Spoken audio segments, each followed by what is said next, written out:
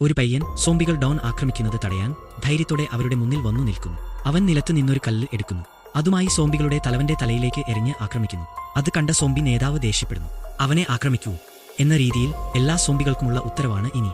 സോംബികൾ അവനെ പിടിക്കാൻ ഓടുന്നു. പക്ഷേ പിടിക്കാൻ കഴിഞ്ഞില്ല. ഈ സമയം അവന്റെ കൂട്ടുകാർ അവിടെ എത്തുന്നു. ഒരു ഗ്രാനൈറ്റ് എറിയുന്നു. ശക്തമായ ആ പൊട്ടിത്തെറിയിൽ സോംബികൾ തകർന്നു പോകുന്നു. ഇത് കണ്ട സോംബി തലവൻ ഒരു ടാങ്ക് കൊണ്ടുവന്ന് അവർക്കെതിരെ വെടിയുതിർക്കുന്നു. പക്ഷേ അവർ അതിൽ നിന്ന് അത്ഭുതകരമായി രക്ഷപ്പെടുന്നു. ഇതും സഹിക്കാനാവാതെ സോംബി നേതാവ് തീരുമാനിക്കുന്നു, ഡോൺ മുഴുവനും നശിപ്പിക്കണം. പക്ഷേ അവിടെ ഡോൺ ലീഡറും സംഘവും നേരത്തെ തന്നെ ഒരുക്കങ്ങളോടെ കാത്തിരുന്നു. സോംബി നേതാവ് ആക്രമണം ആരംഭിച്ചുവെന്ന് മനസ്സിലായപ്പോഴേക്കും ഡോൺ ലീഡർ നേരെ ചെന്നു. അതിശക്തമായ ആക്രമണം. പക്ഷേ സോംബി നേതാവിന്റെ ശക്തിക്ക് മുന്നിൽ ടൗൺ ലീഡറിന് കൂടുതൽ നേരം പിടിച്ചു നിൽക്കാൻ സാധിച്ചില്ല. അവന്റെ കൂട്ടത്തിൽ ഒരാൾ ധൈര്യത്തോടെ ടാങ്ക് കൈക്കലാക്കുന്നു.